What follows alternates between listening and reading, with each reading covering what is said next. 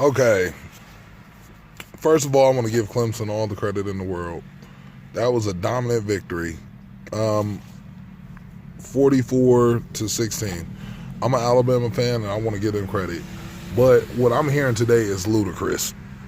All this Clemson, then dethrone Alabama. No. Until Clemson win, we won in 2009, 2011, 2012, 2015, 2017 national championship. Clemson has won two. You got to give them credit, and they're the first team to go 15-0. But either way it goes, whoever won that game last night was going to be the first team to be undefeated. That's just the way it goes. As far as the out-coaching part, there was things I saw in the game that Alabama didn't take advantage of. Number one, the run. They abandoned the run when that was their key weapon. Should they have used Jalen Hurts a little earlier? I think when they were down 12, I would have came out in the second half and played Jalen Hurts for one or two series. Defensively, yes, Clemson's got a hell of a freshman receiving core, and they got a hell of they have a hell of a freshman receiver. And they have a hell of a freshman quarterback. Alabama got caught sleeping and they got beat. The question is, everybody keeps asking, where does Alabama go from here? Well, they return Tua, they return most of their core players, and they just got embarrassed. Where do you think Nick Saban is going to let that go?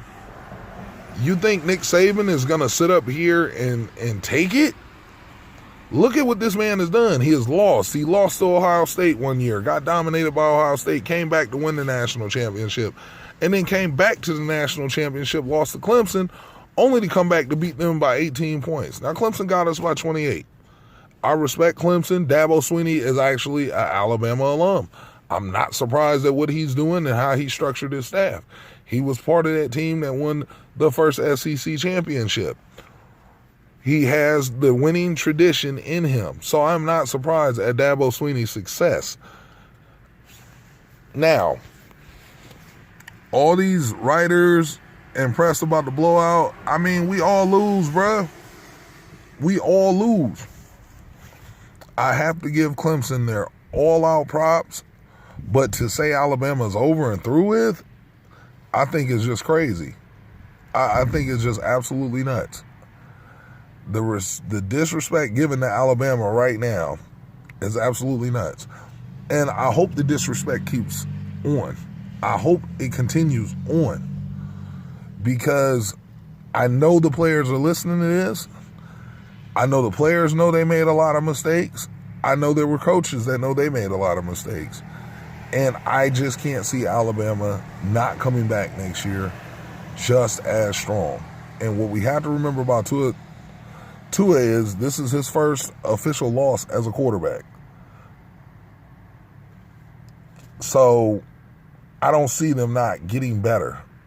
Obviously, if we got beat by 28 points, there is room for improvement.